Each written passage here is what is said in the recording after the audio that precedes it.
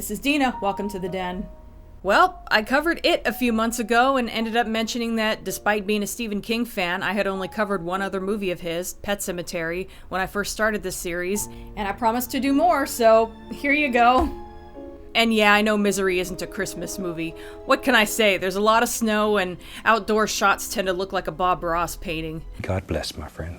To me, the setting is just kind of evocative of the holidays. And for what it's worth, this movie did come out during the holidays. In fact, it opened about 2 weeks after Home Alone. And hell, look at one of the trailers that came out. Rob Reiner and Stephen King want to be the first to wish you a Merry Christmas and a safe and sane holiday season. It was pretty amazing. He'll have only one person to help him through the holidays. Catch this. Mwah! Annie Wilkes. Anyway, Stephen King had resisted selling the rights to Misery for a long time because of how he felt that previous novels of his had been mishandled. Too bad he wasn't so protective of the Dark Tower series. Anyway, what helped was that it ended up being directed by Rob Reiner, who had directed Stand By Me a few years earlier, which was based on Stephen King's novella The Body, and I mean, who doesn't love that movie? So we open on writer Paul Sheldon, finishing up a book he's been working on. I love all the close-ups of objects in the room. Not only does it look cool, but it's foreshadowing. So he writes the end with a pencil. I don't know why, but I like that detail. Pops open a bottle of Dom Perignon and smokes a cigarette. And sometime afterwards, he gets ready to head on out. Well, got it. Hell, even the title music foreshadows something. So despite how jovial the scene feels with the rock and soul music, some heavy snow starts to fall. The car gets out of control. By the way, notice how protective he is of his manuscript. And ends up driving off the side of the road, eventually landing somewhere in the woods. What's that?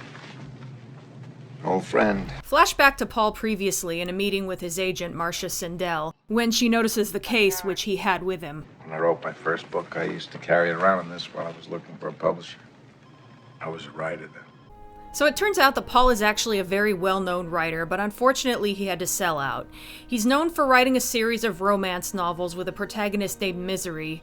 Yeah, only in a romance novel would someone have that name. And each of the books is named after her. But he hated writing those books and has killed her off at the end of the final book, Misery's Child. I never meant for it to become my life. But now he's moving on and was just finishing up a new non-Misery book that he was really excited about. If I can make this work, I might just have something I want on my tombstone. Oof, there's a cut. But don't start carving his tombstone yet because he's about to be rescued. I seem to recall the book describing that as smelling like vanilla wafers. So the person grabs Paul's manuscript, the crowbar, and...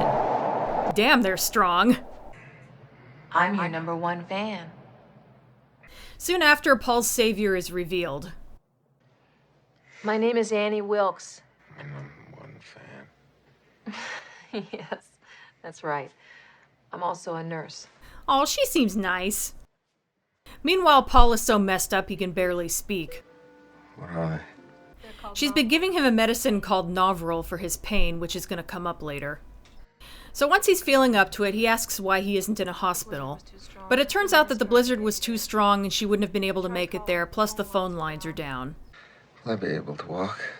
Of course you will. Your shoulder was pretty badly dislocated. It was a little stubborn, but I finally popped it back in. And eventually we get to see what his legs look like. It's not nearly as bad as it looks. I would hope not. You've got a lot of recovering to do, and I consider it an honor that you'll do it in my home. Oh god, she's a fangirl. But she seems harmless enough. I'd like to speak to the Silver Creek Chief of Police or Sheriff. Meanwhile, Sindel hasn't heard from Paul in a while, and she's starting to get a bit worried, so she checks up on him. Pretty sure they're both not busy, Miss Sindel, since they're both me. Call me Buster. Everybody does. Buster. That's too cute. This guy is a great character who is not in the book. Originally, it was mainly just Annie and Paul. They add a few more characters for this movie, but they still keep the cast pretty small. Sindel is another one, I think. It's been a while since I've read the book, and I'm sure there was a mention of Paul's agent at some point, but I'm pretty sure she wasn't as prominent of a character. She's played by screen legend Lauren Bacall. Buster is played by Richard Farnsworth, who has also been in a lot of things.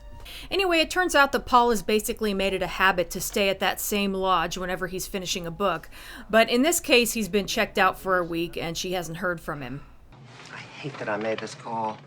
Tell me I'm being silly. Oh, a little overprotective maybe, but So yeah, at this point it's possible that something happened to Paul, but it hasn't been long enough to be a major concern yet. We got a phone call. Busy morning. Also, Buster's wife, Virginia, is played by Frances Sternhagen. She's another veteran actor, though I mostly know her as Cliff Clavin's mom on Cheers. Come on over to the apartment. Oh, praise God, I've been invited to Xanadu. Either way, she's amazing. Oof. Anyway, here's an interesting bit of information. Paul mentions that it was a miracle that Annie found him. Well, it wasn't any secret to me you were staying at the Silver Creek. Seeing as how I'm your #1 fan and all, some nights I just tool on down there and sit outside and try to imagine what was going on in the room of the world's greatest writer. Say that last part again, I didn't hear you.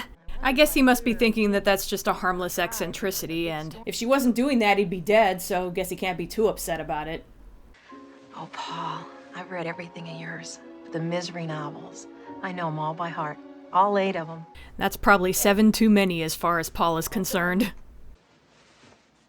Could I ask you a favor? In any case, remember that book that Paul had just finished writing, and it was in the case that Annie rescued along with him? You want to read it? If you wouldn't mind. Well, I do have a very hard and fast rule as to who reads my stuff at this early stage. Only my editor, my agent, and anybody that saves me from freezing to death in a car wreck. These two have great chemistry. Boy, it's like clockwork the way your pain comes. I'll get you your novel, Paul. Forgive me for prattling away and making you feel all oogie. Annie comes from the Arnold Rimmer school of silly conversational phrases. Everything tickety-boo? Absolutely what, Mr. Rimmer. I'll be along with lickety-split. What's your new book called? I don't have a title yet. In the book, it was a crime novel called Fast Cars, though the movie doesn't get into any of that. Maybe you can come up with a title. Like I could do that. Meanwhile, Buster goes to the lodge to get some information. anything out of the ordinary? I don't think Mr. Sheldon likes for things to be out of the ordinary. All he finds out is that Paul is a creature of habit. Sometime later, I know I'm only 40 pages into your book. Annie has been reading that book, and she has a little criticism about it. The swearing, Paul. There, I said it. Yeah, the profanity bothers you. These are slum kids. Everybody talks like that. To be fair, he did sound a little condescending.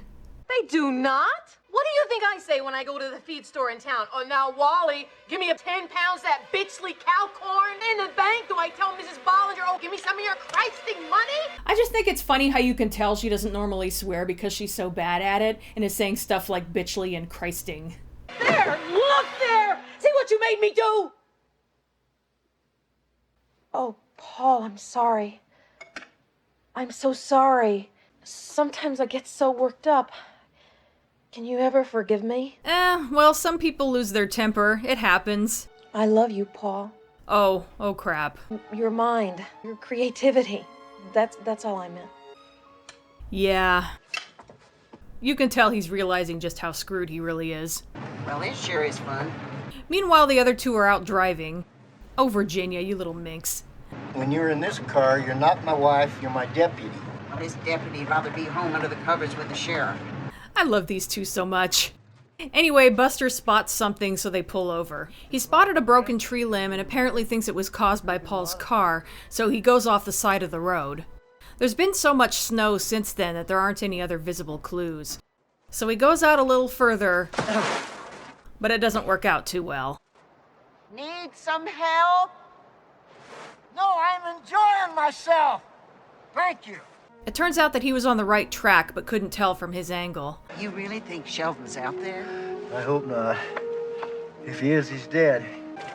Oh, if only he knew. A little later. Look what I got. Oh boy. And the roads are open. Well, the one to town is, but that's about it. Anyway, she says she called the hospital. The phone's working. Well, mine's still out, but the ones in town were working just fine. I called that agent of yours. Peeked at the very beginning. What a wonderful first page. Paul is stressing out about his daughter, who is probably worried about him, but Annie just wants to talk about the book. Oh, Paul. What a poet you are. Later on, she serves his lunch and... Scrambled eggs a la Wilkes. Look at the flowers she put on the tray. I love noticing details like that. I guess that means it's okay. No, it isn't. It's... oh, pooh.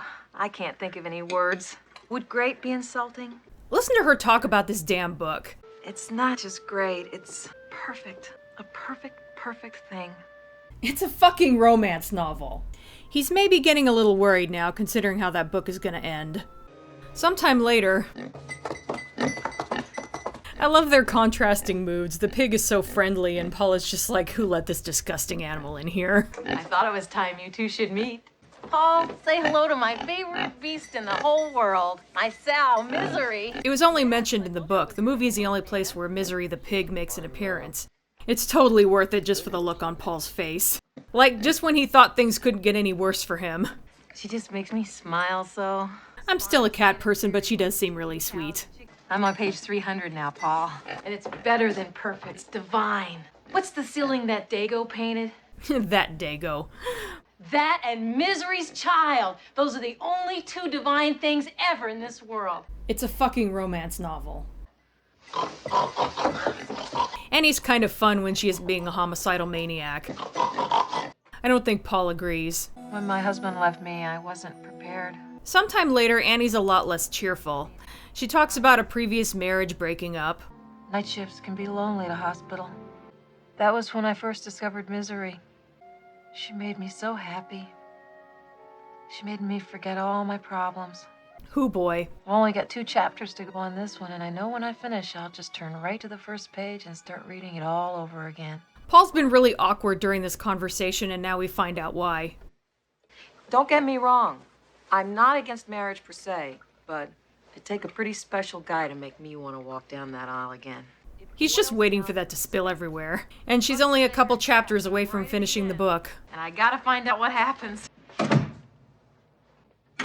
Later that night... You dirty bird. How could you? Misery Chastain cannot be dead.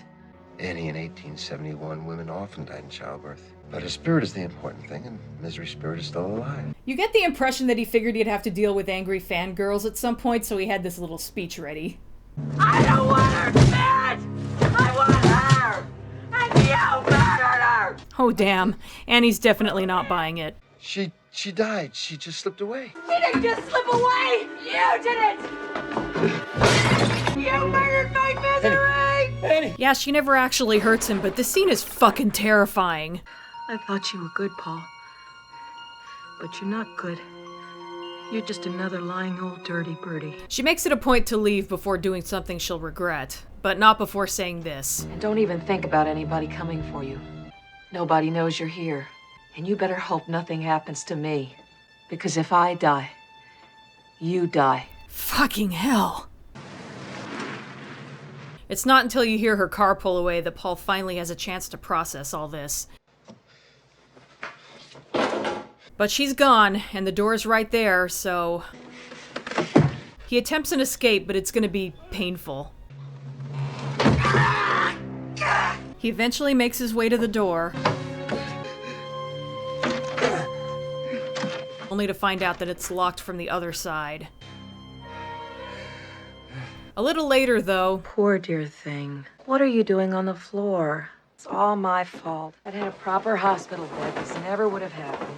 Yeah, that's the problem. Anyway, she helps him back into bed and says that she has a surprise for him, but he has to do something first. Sometimes my thinking is a little muddy. Why I couldn't remember all the things they were asking me on the witness stand in Denver. Witness stand, huh? I asked God about you, and God said, I delivered him unto you so that you may show him the way.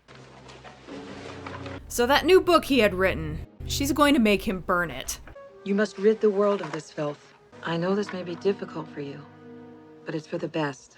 Of course, Paul tries to get out of it by saying that other copies exist, but Annie knows better. I know this is the only copy, Paul. When you were 24, you wrote your first book and you didn't make a copy because you didn't think anybody would take it seriously. And ever since, you've never made any copies because you're superstitious. You told that story to Merv Griffin 11 years ago. Keep in mind this is pre-Wikipedia. It's pretty impressive that she even knows all this stuff, let alone is able to remember. Not just the information, but where she heard it. That's dedication. But Paul is still trying to get out of it. It doesn't ever have to be published. No one ever has to read it. As long as it does exist, your mind won't ever be free. Can't you see it's what God wants? Subtle. So please, help me help you. It's pretty much him or the book. You're doing the right thing. And there it goes. Remember, this is the first book in ages that was written out of inspiration rather than a cash grab. The one that would finally allow him to actually make a name for himself as a writer and finally leave that Misery series that he hated writing behind him. And he was just forced to set it on fire. I'm sure every creative type watching this is squirming right along with him. Meanwhile, the curtains nearly catch on fire. Oh, goodness. Oh, my goodness. Heavens to Betsy. Oh, goodness. Wow, she really doesn't swear, does she? Well, isn't that a newbie mess? Look on the bright side. It could have been you. And he's all, I wish it was me. Suddenly there's a helicopter above, which contains Buster. By the way, that's Rob Reiner piloting it. Unfortunately, Buster is still looking for Paul's car, and of course he doesn't see it, so they leave. And Paul is just broken. Here's your novel. But he gets an idea and hides the capsules under the mattress instead of taking them. A little later, when he has a fork, he uses it to tear a little hole in the mattress to hide the capsules in. I love that they were on a little doily, by the way. This movie is all about those little details. Sometime after that, Annie comes back with that surprise she mentioned. An electric razor. You can shave yourself now. If I knew this was going to be the surprise, I'd have burned all my books. You'd think he'd be glad that Annie won't be coming near him with a straight razor anymore. Your new studio. But the real surprise is that he's getting a studio so he can write more Misery books. Your greatest achievement ever. Misery's Return. Just what he always wanted. It'll be a book in my honor for saving your life and nursing you back to health. Oh, Paul, you're gonna make me the envy of the whole world. So Annie leaves for a minute, and Paul notices that she left a bobby pin on the floor. And I got a great deal on this 50-pound clunker on account of its missing an end. Notice the look on his face when he sees the brand of paper she got. He's like, oh, this is perfect. Did I do good? You did great. There is just one little thing. Because this paper smudges, so he can buy himself some time while she goes and gets some better paper. Anything else I can get while I'm in town? And it works, but Annie really doesn't like being told that she's wrong. So she is not happy about it. Oh, you bought the wrong paper, Annie. I can't write on this paper, Annie. Well, I'll get your stupid paper, but you just better start showing me a little more appreciation around here, Mr. Man. So yeah, that kind of sucked. Anyway, he's barely able to pick up the bobby pin and...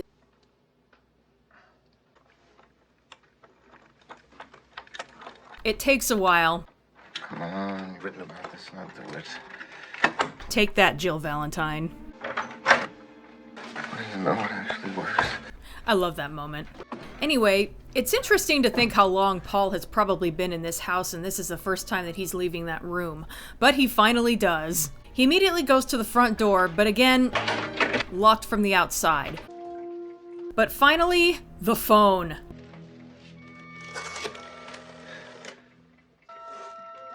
But it's been gutted.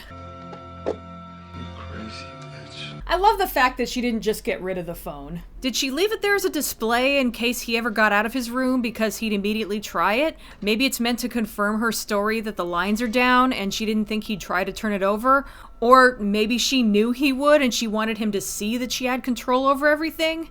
Crazy indeed. While trying to figure out where to go next, Paul knocks over a knick-knack, but catches it, and then puts it back facing the wrong way. He also sees a photo album, which is going to become more important later. And her Paul Sheldon shrine. Notice that the picture is autographed. It's kind of a neat detail to think that he may have met her in the past and doesn't remember since she was just another fan at the time.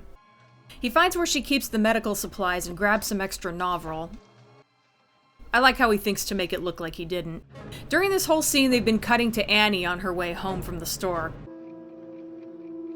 Meanwhile, Paul tries to go for the back door, but he can't get the chair through the kitchen door. So he crawls for it. But that door is also locked. Poor Paul, he's so screwed. He just has time to notice some big knives when he hears Annie's car approaching. So he books it back to the room.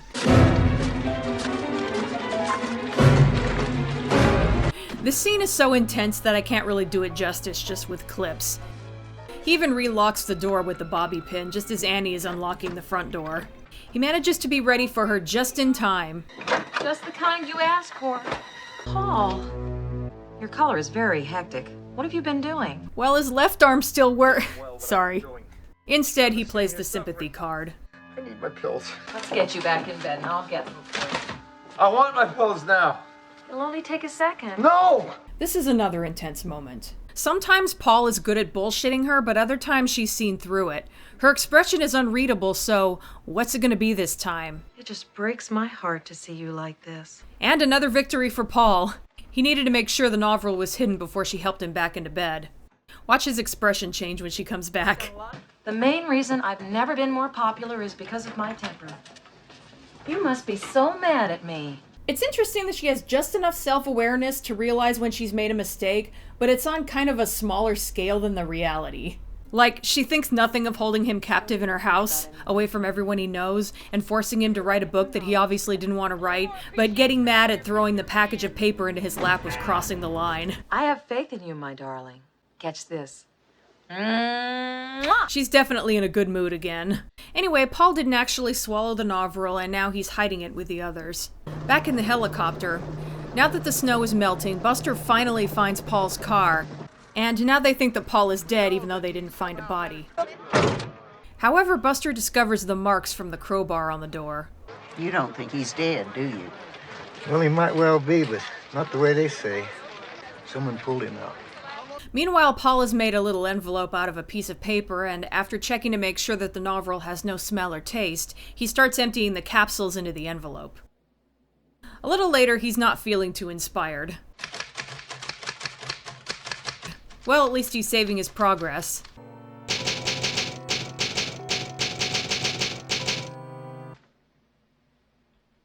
Or not. But it's not like he has anything better to do, so he just starts writing this damn story. I'm sorry, Paul. This is all wrong. What? I think he was expecting that Annie would be easily pleased, but nope. He's so afraid to question her after the swearing incident. I really value your criticism, but maybe we're being a little hasty here. When I was growing up in Bakersfield, my favorite thing in all the world was to go to the movies on Saturday afternoons for the chapter plays. Cliffhangers. I know that, Mr. Man. Anyway, my favorite was Rocket Man.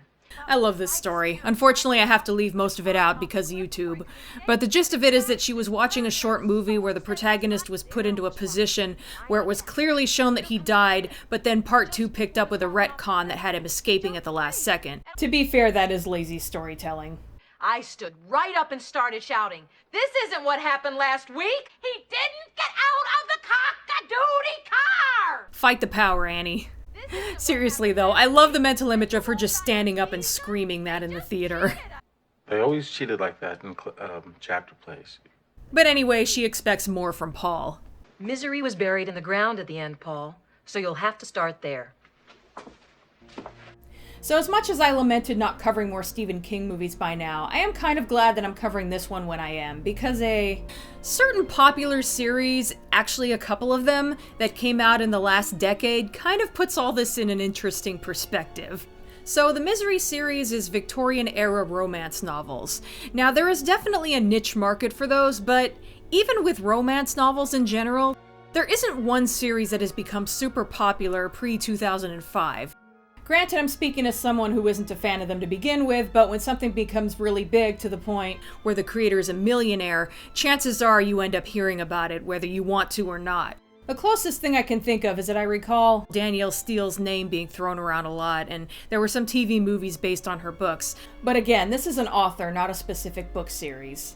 What I'm getting at is that Annie's obsession with this series becomes hilarious if you think of the Misery books as being this universe's answer to Twilight, or even 50 Shades to a lesser extent. I may be reading too much into it, but anytime someone other than Annie mentions Misery or Paul, it's always, boy, those Misery books sure are popular, or he's a famous writer. Like, it's a nice way of saying, these stupid books are really popular for some fucking reason. It's just really easy to imagine that this series is really popular among a very specific demographic, enough that it's everywhere despite everyone else hating it, like Twilight or 50 Shades. Contrast it with something like Harry Potter that has more universal appeal and fans outside of its demographic, and even those who aren't into it are more likely to say that they've heard good things about it. No one says that about Twilight who isn't a teenage girl or the mother of one. It also really drives the point home just how much Paul must hate writing these books. Of course, Stephenie Meyer stands behind her work. But can you imagine being a good writer who ended up writing the equivalent of the first Twilight book? Because you just wanted to get something published and get your foot in the door, and then no one would let you write anything else. You're just stuck wasting your talent writing Twilight sequels forever. And then there's Annie, who talks about them like they're grand masterpieces, even though they're total schlock. Reminds me of the time I heard someone saying that they cried at the end of 50 Shades of Grey, or how my middle-aged former coworkers gushed over how great Twilight was. Think about being the person that had to write that crap while hating it, and it really hits home the kind of hell that Paul has ended up in. Anyway, some time has passed, and Paul has started over. Should I continue? You better. And now Annie is pleased. Oh, and then old Dr. Cleary deduced that Misery must be Lady Evelyn Hyde's long-lost daughter because of the rarity of deadly bee stings. My heart just leapt! Will she be her old self now that Ian has dug her out, or will she have amnesia? My money's on amnesia. Just seems like that kind of story. You'll have to wait. Oh my god, look at her go. Oh, it's so romantic! I'm gonna put on my Liberace records. So now that Annie is in a good mood, Paul suggests that they have dinner together. To celebrate Misery's return. I couldn't have done it without you. Oh, Paul, it would be an honor. Oh, I actually feel a little bad for her. Okay, well, I'm well past the halfway point, so I'm going to end part 1 here before it really gets crazy. This movie is amazing, so if you haven't seen it before, definitely watch it before I get to part 2.